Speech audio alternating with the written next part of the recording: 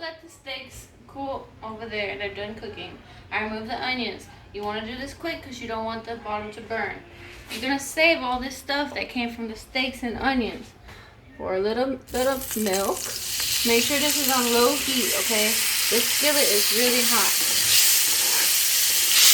You're going to add in some butter. I use butter for a lot of things, okay? Break it off of there. Butter. You want to get all of that flavor out of the bottom of that pan. Just have your stuff ready, okay? Don't be like me and trying to grab everything. You're going to put the butter in here so it can pick up everything. That's why you don't want it to burn, because you don't want burnt pieces in here. Okay?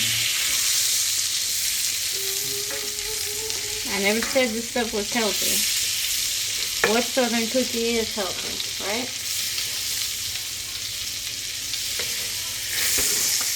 Once you get a good amount of liquids in here, you're going to start. I sift my butter in there just because I want to make sure there's no chunks of uncooked flour. So I sift my flour in there. I think I just said I sift my butter. No, I sift my flour in there. Okay? You don't want it too dark, so you add some milk. I know some people make a roux or whatever. I don't know. This is how I do it. This is how I've been doing it, and my husband loves it. Okay? So, when you're making a gravy, make sure you make enough for however many people you're serving. These are going to be for some mashed potatoes. And this is going to thicken. So remember to put enough in there. I want enough for 2 people, so if you end up putting a lot of milk in there because you're making for a lot of people, make sure you add a little bit more seasoning. This is going to taste meaty and savory. Okay, I think I got enough in there just for me and him. So I'm going to sift my flour just a little bit. I've done some in there. Sift it just a little bit at a time so that there's no clumps, and let it cook. And you're going to see that it starts to get thicker. Now remember, if you're not serving this right away, that as gravy cools off, it gets even thicker. You want to make sure you cook this enough so that you don't get that flour taste.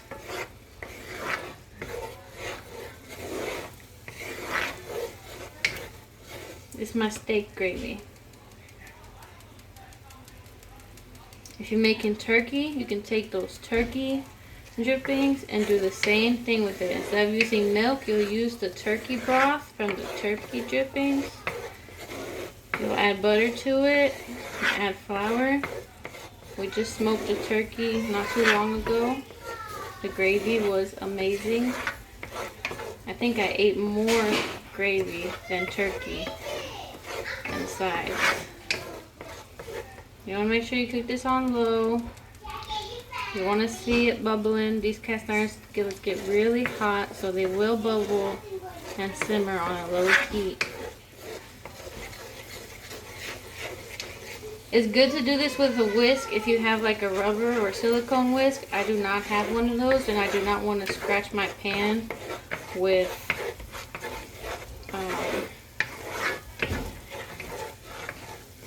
a metal one. See, I need to add more milk because it's starting to separate. It's not being creamy like how I want it.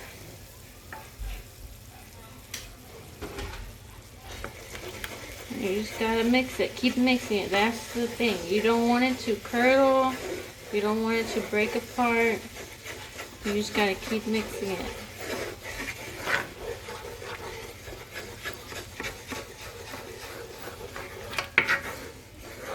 You can also chop up some mushrooms and chop up some onions and put them in here.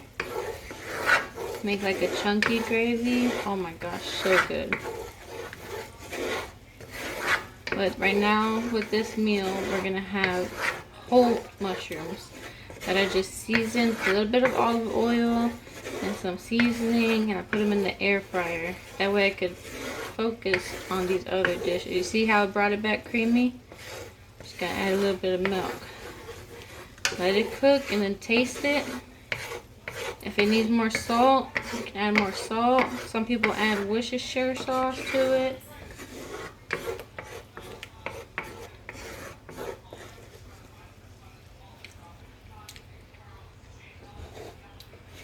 I do. I'm gonna transfer it to this little bowl. I need to get some serving bowls. I do have a gravy dish, but it's somewhere. It's August, y'all. I'm not worried about my turkey dish right now. My gravy dish.